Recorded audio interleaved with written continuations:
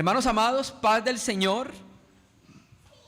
Vamos a darle continuidad a la serie que empezamos hace unas reuniones atrás, un comentario bíblico a la epístola a los Colosenses. Hoy vamos a considerar el capítulo 4, verso 2 al versículo 6, y vamos a mirar un aspecto importantísimo, fundamental para la vida espiritual de la iglesia.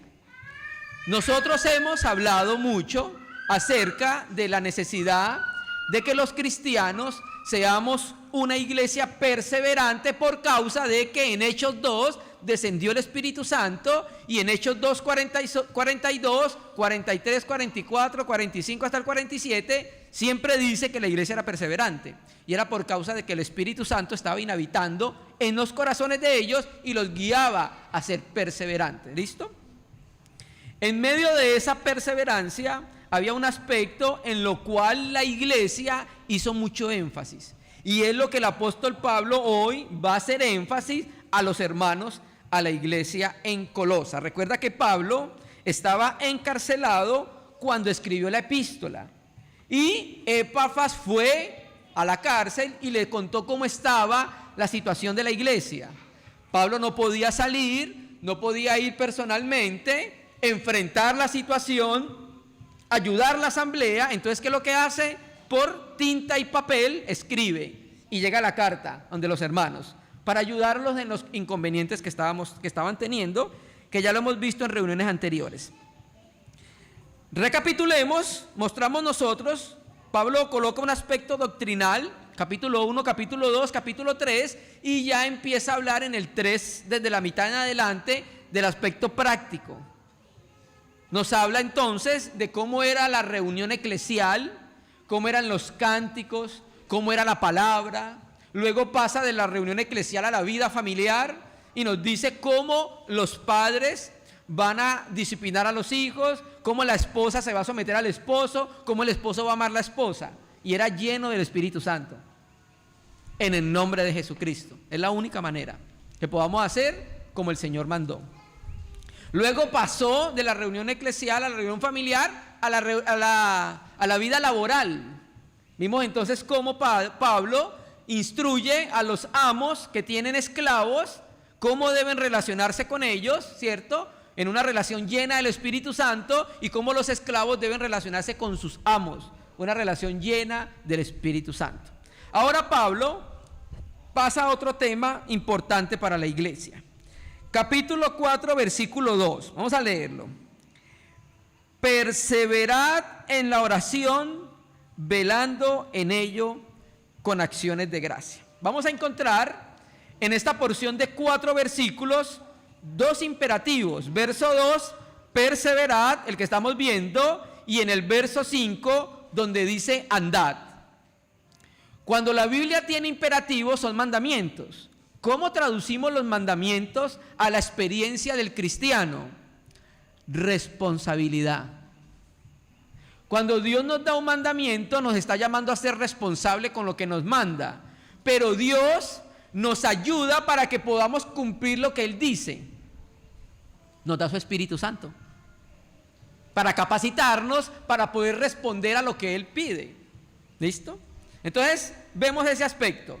Vemos en estos 3, 4 versículos que aparece 2 veces la palabra oración, 2 veces la palabra palabra, y aparece 2 veces la palabra hablar. Entonces, cuando nosotros hacemos esa consideración, nos empezamos a entender qué quiere decir Pablo en estos pocos versículos que vamos a tratar en el día de hoy. Entonces, como lo dijimos, el verso comienza perseverad. Ya lo dijimos, está en imperativo, un mandamiento, y entonces Dios llama a una responsabilidad. Y escúcheme bien, no es opcional, es un mandamiento. Y el Espíritu Santo va a trabajar en nuestro corazón para que podamos responder a esa palabra, perseverad. ¿Listo? Esa palabra perseverad significa ser continuamente constante con una persona o con una cosa. Significa persistir firmemente en una cosa dando cuidado constante a ella. Eso es lo que significa la palabra griega perseverar. Y en el Nuevo Testamento, sobre todo en el libro de los Hechos, esta palabra aparece 4 veces. Aparece en Hechos 2, en Hechos 1, versículo 14, donde dice que los hermanos perseveraban en la oración. Después lo puede leer todo. Estaban reunidas la madre de Jesús con los hermanos y los apóstoles y estaban perseverando en oración. Esta palabra vuelve a aparecer en Hechos 2:42, cuando dice que perseveraban en la comunión unos con otros, en la doctrina de los apóstoles, en el partimiento del pan y en la oración. Luego vuelve a aparecer en Hechos 2:46, cuando dice que los hermanos estaban perseverando en el templo y en las casas, comían y partían el pan. Luego vuelve a aparecer en Hechos 6, versículo 4. Y aquí sí quiero leer otra versión, porque en Reina y Valera 60 aparece como persistiremos. Vamos a leer Hechos 6, versículo 4. Estamos colocando primero una base para empezar a considerar esta parte, este mandamiento del apóstol Pablo. En Reina y Valera 60 dice: persistiremos en el ministerio de oración y la palabra. Acá, en esta versión, Bober Cantera dice: nosotros por nuestra parte perseveraremos dedicados a la oración y al ministerio de la palabra. Entonces, aunque en la traducción de Reina y Valera dice persistiremos, la palabra griega es la misma: perseveraremos. Entonces aquí habla de la perseverancia en ¿qué? Los apóstoles, en el ministerio de la palabra y la oración. Y aparece nuevamente en Romanos capítulo 12, versículo 12. Voy a leerlo primero de Reina y Valera 60 y luego lo leo otra vez de la Biblia textual. Dice 12:12: gozosos en la esperanza, sufridos en la tribulación, ¿y qué más? Constantes en la oración. Bueno, esa palabra constantes es la misma palabra griega para perseverar que hemos visto, sino que Reina y Valera 60 traduce constantes y la Bober Cantera traduce 12:12. Con esperanza gozaos en la tribulación, perseverad constantes en la oración. ¿Listo? Entonces, cuando miramos la palabra en las 4 veces que aparece en Hechos y la que aparece en Romanos, el 90% de las veces la relaciona con perseverar ¿en qué? En la oración. ¿Se me entiende? O sea, es un fuerte llamado del Espíritu Santo a que seamos una iglesia perseverante en orar. Mire, hermanos, el Señor Jesucristo no enseñó a los discípulos a predicar, pero ¿sabe qué sí les enseñó a hacer? A orar. Eso sí les enseñó. Bueno, no quiere decir con eso que no capacitemos espiritualmente a los hermanos para el ministerio de la palabra. Claro, debemos hacerlo por muchísimas razones, pero el Señor Jesucristo enseñó a los discípulos a orar. Señor, enséñanos a orar como el Bautista le enseñó a los discípulos, y el Señor les dijo: oraréis pues así. Entonces, hermano, por eso la palabra, el verbo empieza en imperativo, un mandamiento para la iglesia. Y cuando una iglesia persevera en la oración es porque es una marca de que es una iglesia llena del Espíritu Santo. Uno espera que los cristianos individualmente tengan una vida abundante de oración. Y eso también se espera en la asamblea, que la asamblea tenga una vida abundante de oración. ¿Por qué, hermanos? Porque muchas cosas nosotros las podemos conseguir predicando, pero muchas cosas más se consiguen orando. El ministerio de la palabra depende de la oración. Las reuniones de la asamblea dependen de la oración. Nuestras necesidades dependen de la oración. Entonces, hermano, el llamamiento, primer llamamiento, a manera de mandamiento por el apóstol Pablo a la iglesia en Colosas es: persevere en la oración. ¿Y qué más dice? Volvamos a Colosenses 4. Perseverad en la oración, velando en ella con acciones de gracias. Entonces, la práctica constante en la oración pone al creyente espiritual en un estado de alerta. Eso de velar habla de una persona que está despierta. Entonces, un creyente que tiene una vida nutrida de oración es un cristiano que está despierto, es un cristiano que está alerta, es un cristiano que está viendo todos los movimientos. Por eso habla de que esté velando. Ustedes saben que velar hace referencia a estar despierto en la noche. ¿Listo? ¿Y nuestro mundo cómo está? Está en tinieblas, está oscuro, está de noche. El Señor nos manda que estemos, por el ejercicio de oración, va a producir cristianos, por esa práctica, que su alma va a estar en estado de alerta espiritual. Mire que muchas veces le suceden cosas a los cristianos porque no oran. Cuando toman decisiones, no la toman basado en su comunión con Dios y en algo que le presentaron al Señor, sino que la toman por su vida natural. No primero oran al Señor para que el Señor ayude, dirija: Señor, ¿qué hago? No sé si comprarme el carro verde o el carro amarillo, ¿qué hago, Señor? ¿Sí me entiendes? Todo hay que ponerlo en las manos del Señor. Por eso el Señor nos manda que seamos una iglesia perseverante en la oración. Y sigue diciendo: velando en ella, en la oración, con acciones de gracias. Le voy a decir cuál es la palabra griega para acciones de gracias, y no se vaya a asustar. Eucaristía es la palabra griega para acciones de gracia. Entonces, ¿qué aprendemos nosotros con lo que Pablo está diciendo y enseñándonos acá en las Escrituras? Que dar gracias es una parte importante de la oración del cristiano. El cristiano, cuando se acerca al Señor en su tiempo de oración, debe hacer ¿qué? Lo primero, darle gracias al Señor por lo que es y por lo que hizo, por lo que ha hecho en nuestras vidas. ¿Listo? Entonces, hermano, la perseverancia en la oración era el modo natural de ser de la iglesia naciente. Eso nos debe distinguir también a cada uno de nosotros y a cada uno de las asambleas. Una iglesia que no ora es una iglesia que no tiene poder para nada. Perseverantes en la oración. ¿Listo? Versículo 3. Preste atención. Otra vez. 4 versículos y ya en los 2 Pablo habla de la oración. En la primera con mandamiento. Versículo 3. Orando al mismo tiempo también por nosotros, para que Dios nos abra una puerta de la palabra para hablar el misterio de Cristo, por el cual también he sido encadenado.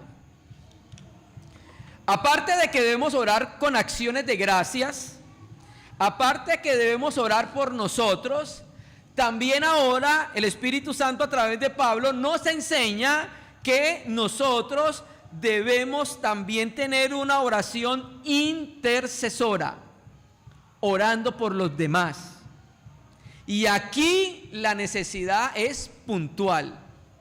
Pablo le estaba diciendo a la iglesia en Colosas: ore, aparte de que oren por ustedes y oren al Señor para tener comunión, oren por nosotros. ¿Quiénes son ese nosotros? Los obreros. Oren por los hermanos que están en la obra, dice el texto acá.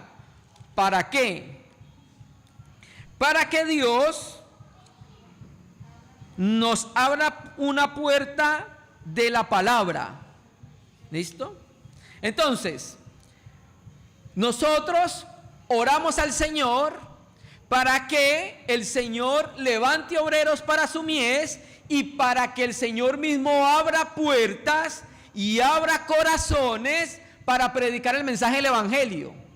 Y no solo el mensaje del Evangelio, predicar la palabra para edificación, Pero ¿cómo se consigue esto? Orando. ¿Usted ha orado para que el Señor salve más personas y las añada al testimonio de la iglesia? ¿Usted ha orado para que el Señor traiga personas y sean edificadas? ¿Usted ha orado para que las puertas sean abiertas en muchos lugares y se pueda llevar el mensaje del Evangelio? Ese es nuestro trabajo. Ese es nuestro trabajo. Y aquí Pablo lo dice, para que Dios nos abra una puerta para la palabra. ¿Listo? Entonces, hay que orar para que el Señor abra puertas para que se extienda el mensaje del Evangelio. Samuel Pérez Millo dice que lo normal es que una iglesia en una posición geográfica se extienda a varios lugares desde ahí. Puede alcanzar más municipios, más pueblos, más ciudades, hermano. Y es un trabajo que se consigue ¿cómo? Orando. O sea que Pablo acá lo que está haciendo un énfasis es en la oración. Ahora, no solo hay que orar para que Dios abra puertas, no solo hay que orar por lo que Cristo nos pidió que oráramos. Cristo nos dijo, ora el Señor de la mies para que envíe obreros a su mies. Entonces oramos por obreros para la mies. Pero no solo oramos por obreros para la mies, oramos para que abran puertas. Señor, abra puertas, corazones, lugares para predicar la palabra. Y no solo eso, eso tiene un propósito. ¿Sí lo ve? El resultado de la oración. Para hablar el misterio de Cristo. ¿Se entiende? Y mire por todo lo que hay que orar. Para que el Señor abra puertas, levante obreros. ¿Y para qué? ¿Cuál es el propósito de que las puertas se abran aquí, allá, a la derecha, a la izquierda, arriba, abajo, norte, sur, oriente, occidente? ¿Cuál es la intención de Pablo? Que se abran puertas para predicar, para dar a conocer el misterio de Cristo. Ya nosotros en el capítulo 1, versos 26, 27, hablamos del misterio de Cristo. Entonces, ¿cómo tiene que ser la predicación del mensaje del Evangelio? Cristocéntrica.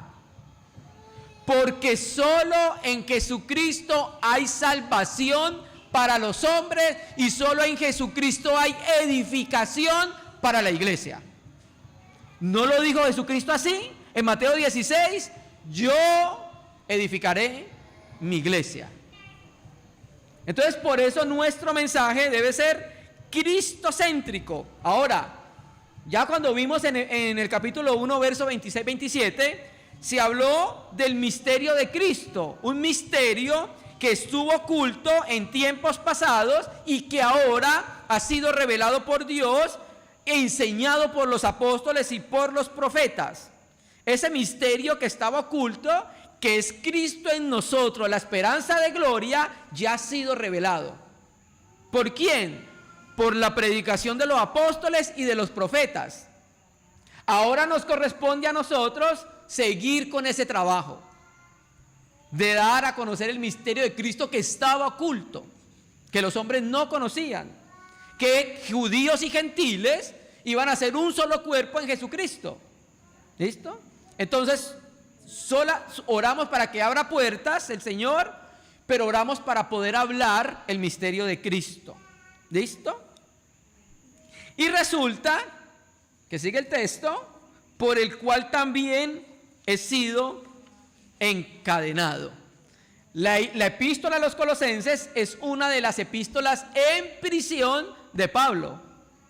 Por eso, hermano, cuando los predicadores de la prosperidad, los falsos, utilizan esa palabra en Filipenses, ¿cierto? Cuando Pablo habla de que todo lo puedo en Cristo que me fortalece. ¿A dónde estaba? Está encarcelado, hermano. Está encarcelado. Y estos contumaces la utilizan para eso. ¿Se me entiende? Entonces Pablo encarcelado. ¿Por qué estaba encarcelado? Por la fidelidad al mensaje del Evangelio.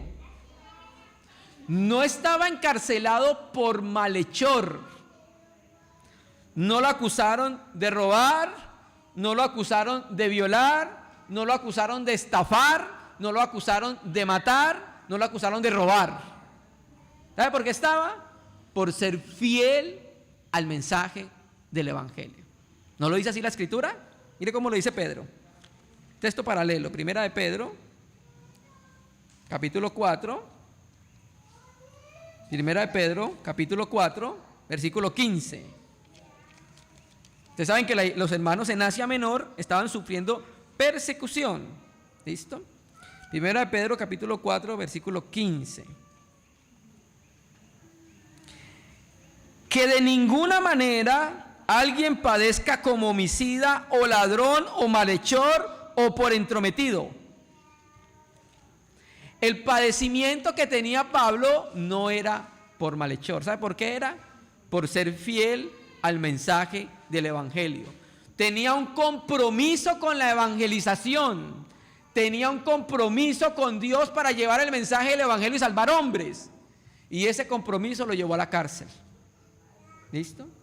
Entonces el padecimiento que tenía el apóstol Pablo en ese momento era por el nombre del Señor. Entonces estaba encadenado, o sea, quiere decir que estaba en prisión. ¿Listo?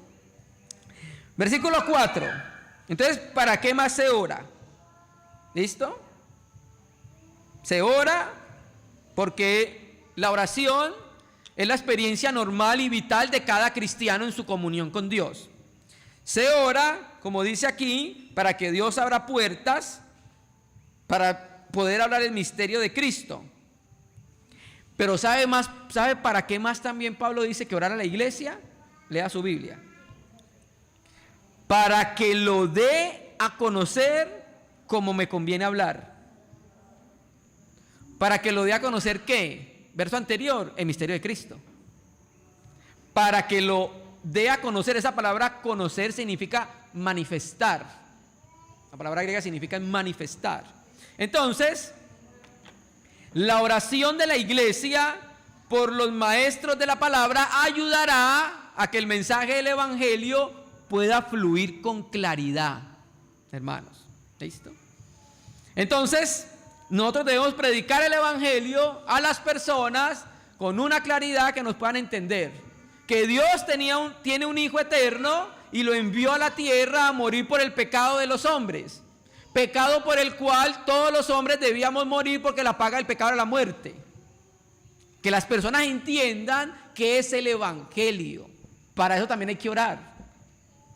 No solo para que entiendan qué es el Evangelio, sino también para la edificación de la iglesia. ¿Listo? Entonces, aunque uno sabe que el predicador conoce el mensaje que va a predicar, efectivamente el texto da a entender que se necesita la ayuda divina para expresarlo como conviene.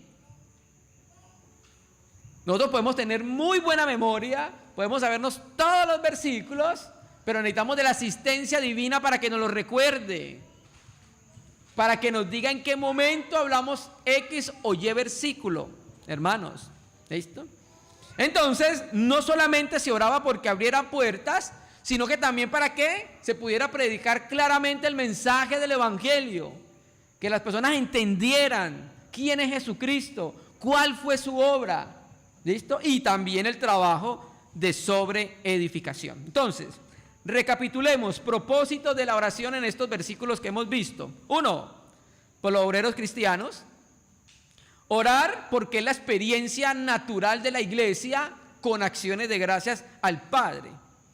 La meta es orar, también orar por oportunidades para predicar el mensaje del Evangelio, y la meta es orar para que Cristo sea conocido. En estos días escuchaba un actor colombiano que se convirtió a Cristo. Y generalmente pues lo invitan muchas iglesias a que cuente cómo fue tu testimonio. Y resulta que el hermano tuvo luz del Señor y estaba yo viendo la predicación donde él estaba diciendo que lo habían invitado a contar muchas veces su testimonio, pero él se dio cuenta que eso no servía de nada. Que él tenía que predicar a Jesucristo, que era el que los podía salvar. ¿Sí me entiendes? Entonces, hermano, por eso insistimos en predicar la palabra. Si quieres escuchar mi testimonio, cuando acá en la reunión hablamos y lo cuento. ¿Listo? Pero nosotros cuando nos reunimos es para hablar de Jesucristo, para que Él sea conocido, para que Él sea engrandecido, para que conozcamos su obra y finalmente le demos loores a Él y nos entreguemos a Él por todo lo que Él ha hecho, hermanos. Amén. Entonces también se oraba, ¿cierto?, para que Cristo, el misterio de Cristo, fuera manifestado como es debido. ¿Listo? Entonces también hay que orar para que los maestros puedan presentar adecuadamente el misterio de Cristo, y no solamente los maestros, cada uno de los cristianos. ¿Listo? Después, ahora Pablo, de hacer referencia a la oración, pasa a mostrarnos cuál es el modo de comportamiento propio de los cristianos ante el mundo. ¿Listo? Que lo tiene los versículos 5, versículo 6. Leo versículo 5. Andad sabiamente para con los de afuera, no malgastando el tiempo. Bueno, aquí sí quiero leer Reina y Valera, porque la palabra es agorazo, la traduce mejor Reina y Valera. Dice, acá, andad sabiamente para con los de afuera, redimiendo el tiempo. ¿Cómo se redime el tiempo? Vamos a mirar. Andad es el segundo imperativo, mandamiento. ¿Listo? Habla de responsabilidad. ¿Listo? Entonces, esa palabra andad tiene que ver con la forma de vida de cómo se conduce un cristiano y cómo se comporta. Eso es lo que significa la palabra andad. A eso se refería el apóstol Pablo. ¿Listo? Entonces, el mandamiento es: anden sabiamente. ¿Para quiénes? Para con los de afuera. ¿Listo? Entonces el Señor nos pide a cada uno de sus hijos que nuestra manera de vivir diariamente sea una manera sabia que pueda impactar los de afuera. Y eso va a hacer entonces que los de afuera puedan llegar adentro. ¿Me explico? A los de la casa. Un testimonio adecuado de Jesucristo en la vida nuestra como cristianos va a ser luz, y entonces aquellas personas que están afuera van a poder entrar a ser parte de la casa del Señor. Cuando digo casa del Señor, no estoy hablando del lugar en que nos reunimos, estoy hablando de la iglesia. A eso nos estamos refiriendo. ¿Listo? Entonces, uno, y también se anda sabiamente uno para con los de afuera, y también se anda sabiamente en este mundo. ¿Cómo? Redimiendo el tiempo. Redimiendo el tiempo. ¿Listo?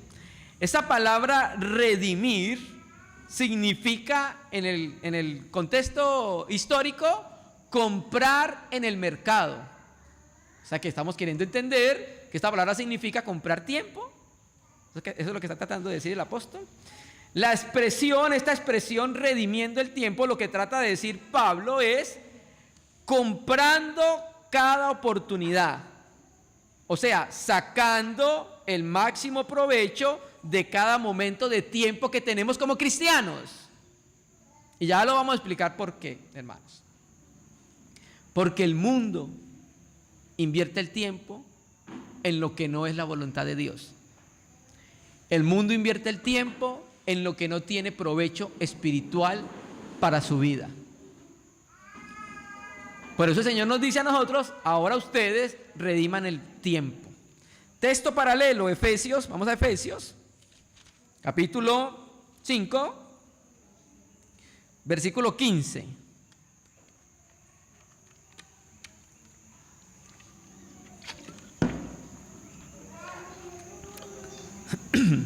Efesios 5, versículo 15, leo la Biblia textual.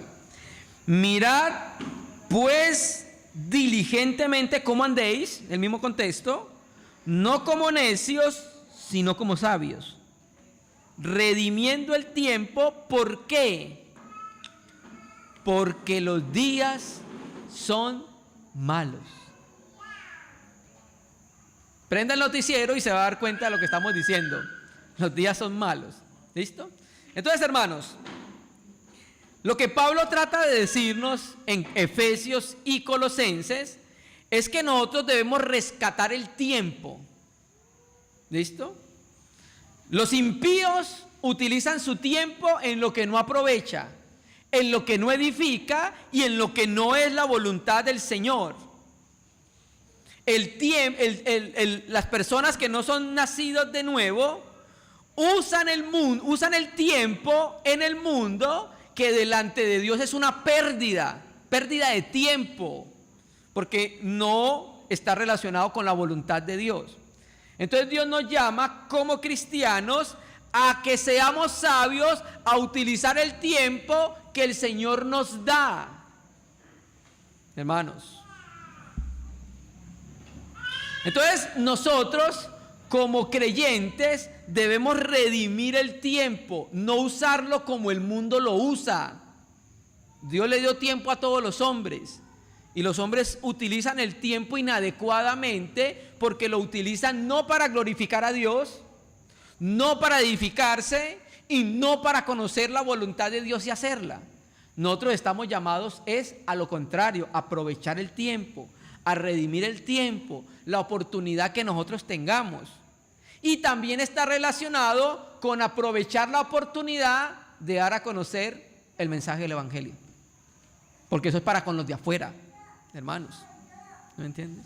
Entonces, redimiendo el tiempo significa también que hay implícito algo, y es que, recuerde, la palabra redimiento significa comprar en el mercado. Entonces, ¿qué hay implícito? Hay implícito una compra, y si hay implícito una compra, hay implícito un costo. ¿Sí me entiendes?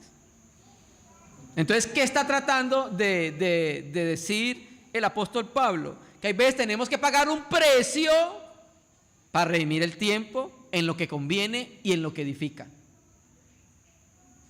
Hermano, pero es que usted no sabe que ya ahí en la novela de las 7 ya va a aparecer el que le chuzó la llanta al carro. ¿Usted me entiende, hermanos? Entonces nosotros, el tiempo que el Señor nos da es para invertirlo en el reino de los cielos, redimiendo bien el tiempo. El mundo que invierta el tiempo como quiere, pero nosotros sí tenemos la responsabilidad ante el Señor, porque está en mandamiento: andad sabiamente. Usted es verdad, ¿cierto que sí? No estaba pendiente a que apareciera el esposo de la novia, del hijo, del sobrino, bueno, todo lo que tenía la novela. Estábamos expectantes. Ahora nosotros debemos estar expectantes en la obra del Señor, de lo que el Señor va a hacer, ¿cierto? De lo que el Señor quiere, apercibidos de su voluntad, que podamos participar eficazmente de su obra. ¿Listo? Y versículo 6. También está implícito que es para con los de afuera. Verso 6. Volvamos a Colosenses. Vuestra palabra sea siempre con gracia, sazonada con sal, para saber cómo os conviene responder a cada uno. ¿Qué entendemos nosotros? Que la vida cristiana tiene un estilo propio de vida, pero también tiene un modo propio de hablar. Así como el cristiano se reconoce por su estilo de vida, también debe reconocerse por su manera de hablar, hermanos. ¿Listo? Y aquí dice que el modo de hablar que debe emplear el cristiano es siempre. Entonces, siempre el cristiano debe hablar ¿cómo? Con gracia. ¿Qué significa eso? Que la conversación del cristiano, las palabras del cristiano, es aquella que refleja la gracia de Dios y edifica a los oyentes. Eso es lo que significa eso. Que en el hablar del cristiano usted encuentra la gracia de Dios y va a encontrar edificación en esa conversación, en ese lenguaje que tiene el cristiano. ¿Listo? Veamos Lucas, capítulo 2, y miramos cómo el Señor Jesucristo era reconocido por eso. Lucas 2, Lucas 4. 4, versículo, ya le digo, versículo 22. Lucas 4, versículo 22. Y todos daban testimonio de él, de Jesucristo, y se maravillaban de las palabras de gracia que salían de su boca, pero decían: ¿no es este el hijo de José? Entonces Jesucristo era reconocido no solo por la vida santa que llevaba, no solo por la vida pura que llevaba, no solo por la vida apartada que llevaba, sino que también era reconocido ¿por qué? Porque hablaba con gracia. ¿Cierto? Recuerde que en la epístola Pablo también trata contra el legalismo. ¿Y sabe cómo es el lenguaje del legalismo? Palabras hirientes. El legalismo no utiliza palabras restauradoras con gracia, alentadoras con gracia, animadoras con gracia, como deben ser las palabras propias de un discípulo de Cristo. Entonces el mandamiento es: vuestra palabra sea siempre con gracia. ¿Y qué más? Sazonada con sal. No, esa sal no. Sazonada con sal. ¿Qué es la sal en la Biblia? Bueno, la sal tiene varias figuras en la Biblia. Unos sacrificios les echaban sal, ¿cierto? Y entonces la sal en la Biblia hace referencia, la sal tiene varias propiedades. Nuestras hermanas que cocinan y a los hermanos que cocinan. Sirve para salar, pues obvio, ¿cierto? Sirve para dar un sazón, ¿cierto? Si usted le echa lo adecuado, tiene un buen sabor. Si no le echa lo adecuado, le falta sal. Y si le echa de más, quedó salado. Entonces, si se echa bien, da un buen sazón. Pero también sirve ¿para qué? Para evitar que la carne se corrompa. ¿Cierto que sí? Usted le echa sal a la carne y dura mucho más tiempo. También la sal hace algo, da sed. Estas son las propiedades de la sal. ¿Listo? Entonces, la Escritura nos dice que cuando hablemos, aparte de hablar con gracia, hablemos con sal. ¿Listo? O sea que nuestro lenguaje también debe ser un lenguaje en el cual implique la sal. ¿Listo? Entonces, ¿qué significa esto en términos prácticos? ¿Cómo puedo hablar sazonado con sal? Bueno, utilizar un lenguaje que sea de bendición para el oyente y más que todo inconverso. ¿Por qué? Porque el inconverso no ha sido salado. ¿Me entienden el lenguaje? Nosotros ya fuimos salados. ¿Listo? ¿Qué es lo que está diciendo el hermano Yair? ¿Que nosotros somos salados? Sí, nosotros somos la sal de la tierra. ¿No lo dice la Escritura? Entonces el Señor utiliza la figura para mostrarnos que el hombre sin sal se corrompe. En cambio, el hombre que ha sido salado ya no se va a corromper como el que no ha sido salado. Entonces el Señor dice que nuestro lenguaje ayude y sea de bendición para que cuando las personas escuchen puedan creer al mensaje del Evangelio y los podamos salar para que no se sigan corrompiendo. ¿Entendemos? Entonces por eso nuestro lenguaje no solo debe ser con gracia, sino también con sal. ¿Listo? Entonces nuestro lenguaje debe influenciar a las personas, purificar las personas, limpiarlas con la palabra del Señor. Y sobre todo en esta sociedad tan decadente en la que estamos, hermano. Mire cómo dice este versículo. Vamos a Marcos, hablando de ese contexto, Marcos 9, ya terminando, 9:50. Marcos 9, versículo 50. Dice: buena es la sal, pero si la sal se vuelve insípida, ¿con qué sazonaréis? Tened sal en vosotros mismos y estad en paz uno con otro. Entonces, ¿por qué la sal es buena? Porque los creyentes son la sal de la tierra. ¿Cierto que sí? Entonces, Dios espera que los creyentes ejerzan una influencia positiva en sus conversaciones con los de afuera. ¿Listo? Y también el texto dice: tened sal en vosotros mismos. ¿Listo? ¿Qué significa eso? Que el cristiano debe estar permeado del poder preservador del Espíritu Santo para poder permear a otros. Porque si la sal se hace insípida, entonces ¿con qué vas a sazonar? Eso significa entonces que un cristiano que ha perdido su sal ya no puede ayudar a nadie, ya no puede salar a nadie, hermanos. ¿Listo? Entonces, volvamos a Colosenses, terminamos. Colosenses 4, versículo el 4. Entonces, vuestra palabra sea siempre sazonada con sal, con gracia y con sal, y sigue diciendo el texto, para saber, vuelvo a leerlo, vuestra palabra sea siempre con gracia, sazonada con sal. Ojo, mire, ese para qué es el propósito. Para